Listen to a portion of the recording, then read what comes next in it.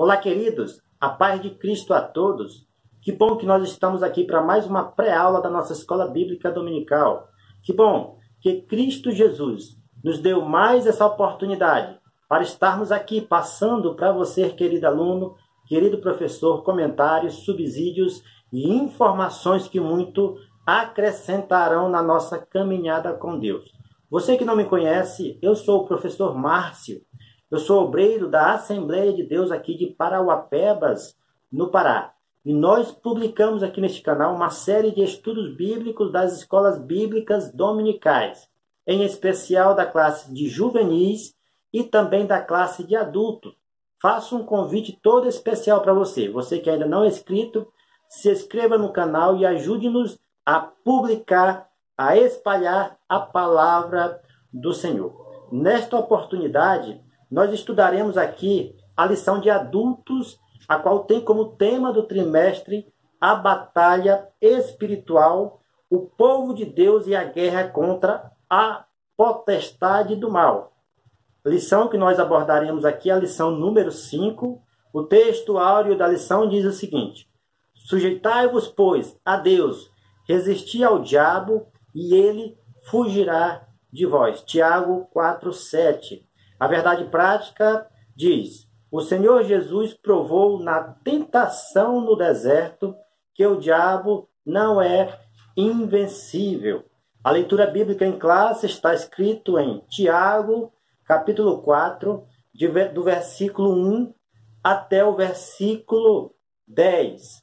Os objetivos específicos dessa lição diz: falar a respeito dos destinatários, conteúdo e tema da epístola, refletir a respeito dos deleites da vida, conscientizar que devemos resistir ao inimigo.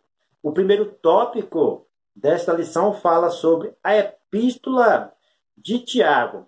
Essa lição da epístola de Tiago, em outras palavras, é um chamado à santidade. A carta é dirigida aos cristãos do primeiro momento da história sagrada. Tiago mostra que resistir ao diabo já era um bom começo. O primeiro versículo dessa lição fala da leitura bíblica em classe, diz: de onde vêm as guerras e há pelejas entre vós? Porventura não vem disto a saber dos vossos deleites que nos vossos membros guerreiam? Nós veremos aqui que os deleites e os membros a qual esta leitura bíblica em classe nos fala, quer dizer não uma guerra de maneira física, mas uma guerra espiritual contra o nosso próprio eu e as potestades do mal, que querem influenciar o nosso corpo. O primeiro ponto dessa lição fala a epístola de Tiago. A epístola foi escrita por Tiago por volta de 45 depois de Cristo, né? Segundo o estudioso judaico Joséfo, Tiago foi martirizado por volta do ano 65 depois de Cristo. E o principal objetivo desta carta era evidenciar os principais conflitos dos seus discípulos, daquelas pessoas que seguiam, né, os ensinamentos do pastor Tiago. O primeiro subtópico fala que os destinatários desta carta, para quem ela foi destinada, foi para os cristãos judaicos convertidos à época, possivelmente os judeus de Jerusalém que foram dispersos, né, após a morte de Cristo na perseguição que aconteceu aí contra eles pelos imperadores romanos. A intenção e o objetivo desta carta era orientá-los como eles poderiam suceder, perseverar na fé, mediante ao Senhor Jesus, mediante a obra que o Senhor Jesus tinha feito na vida deles e mediante as obras feitas conforme a sua fé. Esta carta ela tem como característica mostrar a perseverança daqueles cristãos que estavam sendo perseguidos, né? Orientar para que eles pudessem continuar sendo perseverante na sua fé. E mostrar também que a sua fé ela é embasada e ela é manifesta através das suas obras. Ela também é um livro importantíssimo e prático, que é comparado com Mateus 5, no Sermão da Montanha, Mateus 5, até o versículo 7, onde Jesus Cristo, ele ensina todos aqueles irmãos, discípulos que estão ouvindo, comparando aí um ensinamento importante para todos aqueles que seguiam, que estavam na igreja, a qual nosso pastor Tiago, ele pastoreava, né? Embora esta igreja tinha sido dispersa, mas esta carta foi para incentivarem a eles a perseverarem na fé. O pastor Tiago era pastor dessas ovelhas, mesmo muitas delas estando ao longe, distante, mas ele sempre orientava e instruía através de cartas. O segundo tópico fala sobre o conteúdo. O conteúdo da epístola parece confirmar esta antiguidade. Isso pelos aspectos cristológicos praticamente ausentes. O nome de Jesus só aparece 2 vezes nos seus 5 capítulos. Né? Há pouco ensino doutrinário, pois a Assembleia dos Discípulos era ainda tida como sinagoga. Ou seja, eles se reuniam na sinagoga para poder expor, né, aqueles discípulos que estavam naquela região, para poder expor os ensinamentos. Possivelmente, eles se encontravam na sinagoga porque ainda nesta época, os ensinos de Jesus, aqueles que seguiam a Cristo, eram conhecidos como o movimento de Jesus. Né? O cristianismo, a cristandade, ainda não tinha ganhado força neste tempo. Nós vemos aí que o tema desta carta, um dos principais temas, é que a fé se manifesta em obras. Em Efésios capítulo 2, versículo 8, fala que pela graça nós somos salvos por meio da fé. A graça de Cristo nos dá a salvação por meio da nossa fé nele. E a nossa fé nele nos faz sermos servos dele.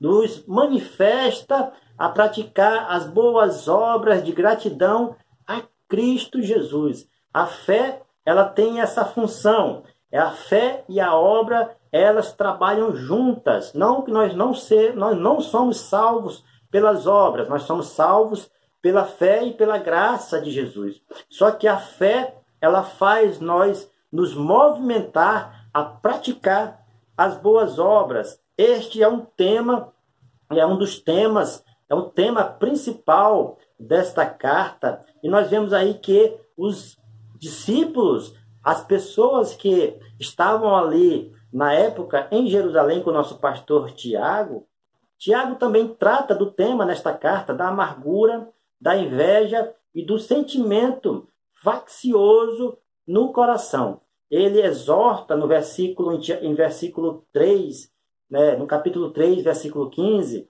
ele exorta a nós não alimentarmos estes sentimentos. De maneira geral, a carta da Epístola a Tiago, ela foi dada para os cristãos dispersos da época, né, e também hoje é válida para nós como um instrumento de ensino, um instrumento de orientação para todos os cristãos. O segundo ponto fala sobre os deleites da vida.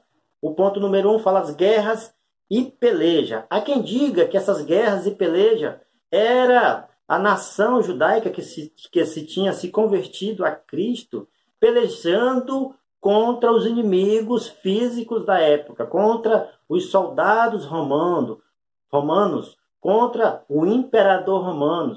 Mas, pelo contexto da carta, nós vemos aí que isso tudo é uma metáfora a qual o apóstolo Tiago, nos seus escritos, ele fez aí uma comparação dessas guerras, dessas perseguições físicas com as pelejas, né, e guerras internas do ser humano, a qual eles não podiam, de maneira nenhuma, se entregar aos maus desejos aos deleites da vida, aos prazeres da vida, porque isso também era uma guerra interior, a qual o inimigo das nossas almas, ele nos está ao nosso redor, ele está em nossa volta, querendo nos tragar a qualquer momento. Mas ele enfatiza que trata aqui dos deleites, dos prazeres, dos maus desejos,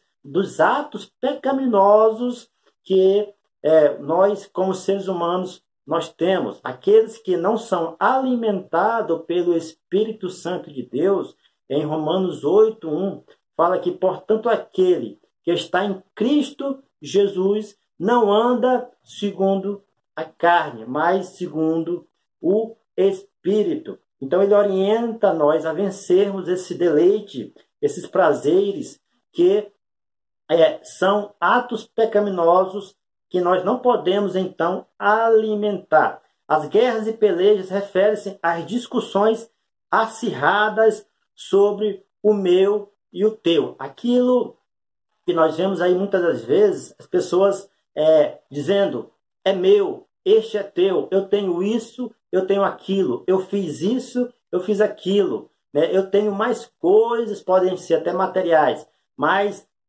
essa enfatização que o apóstolo Tiago está dizendo aqui é para que nós possamos entender que aquilo que Deus nos dá não é nosso. Deus nos dá e Ele pode nos tirar. Nós não podemos também visar as coisas alheias, pensar nas coisas alheias, porque isso foi Deus quem deu. Se Deus deu para a pessoa, nós não podemos dizer assim, este foi eu que fiz, este é meu, este é teu, porque isso foi o Senhor que nos deu e Ele quem nos garante a conquistar mais coisas. O terceiro ponto fala cobiçosos e invejosos. Vemos aqui que alguns dos irmãos e o apóstolo Tiago, né, o pastor Tiago, ele orienta aos irmãos a não serem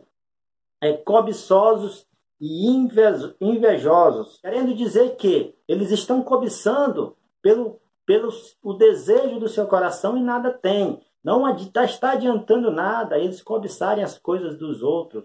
Não adiantam nada eles matarem alguém em seus pensamentos, porque isso já é mal diante dos olhos do Senhor. Eles já estão se distanciando das coisas de Deus ao pensarem desse jeito. Ele orienta isso de maneira muito clara e muito objetiva para os seus discípulos. Não quero dizer aqui que alguns deles estavam aí nesta situação, mas a carta nos revela uma total orientação com respeito a estas coisas. Aí, em relação ainda à nossa revista, diz o seguinte: a cobiça é o desejo excessivo de possuir o que pertence ao outro, e a inveja é um sentimento de tristeza e pesar pela alegria, felicidade e sucesso de outra pessoa. Aqui só uma explicação aqui, né, explanando aqui, deixando mais claro a questão da inveja e da cobiça. Tiago continua a linguagem metafórica usada deste Antigo Testamento para descrever a apostasia de Israel e sua infidelidade a Jafé, seu Deus. Queridos, aqui nós vemos aqui outra linguagem metafórica sobre adúlteros e prostituição. A igreja de Cristo ela é simbolizada pelas Escrituras e ela é dita e ela é feita e ela é comprovada pela a palavra de Deus que nós somos a noiva de Cristo. Nós somos os herdeiros de Cristo. Nós somos o Filho de Deus, aquele a quem Jesus comprou com seu sangue.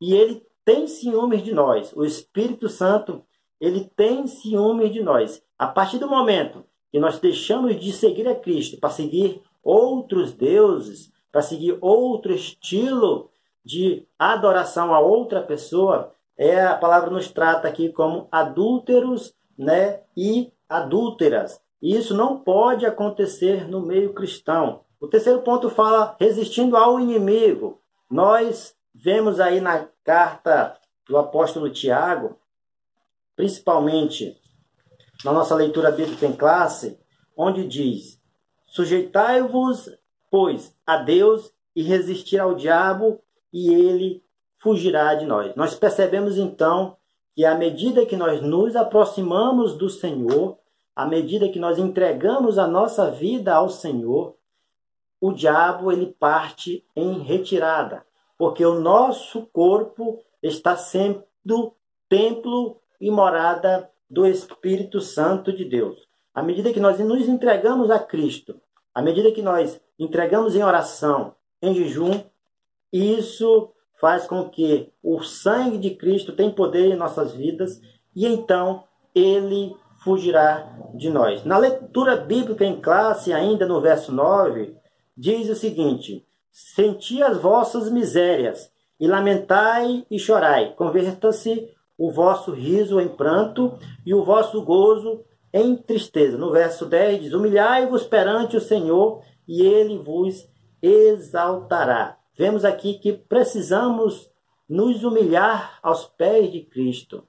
Precisamos reconhecer a nossa natureza pecaminosa. Precisamos reconhecer que nós precisamos 100% de Deus.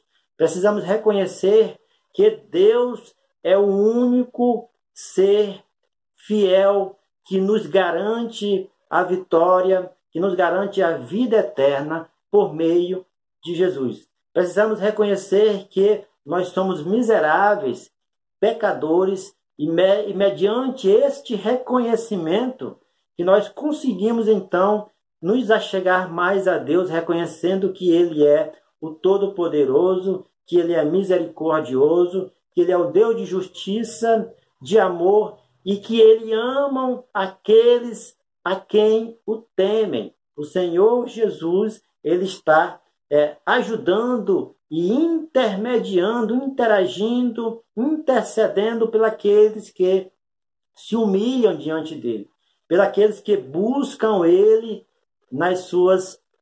nos momentos de tribulações, nos momentos de alegria, aqueles que transformam a sua alegria em pranto, chorando aos pés do Senhor, orando, buscando ele em madrugada, nas madrugadas. Estes atos fazem com que o inimigo das nossas almas partam em retirada, né? Porque o sangue de Cristo, ele nos cobre e ele nos purifica de todo pecado.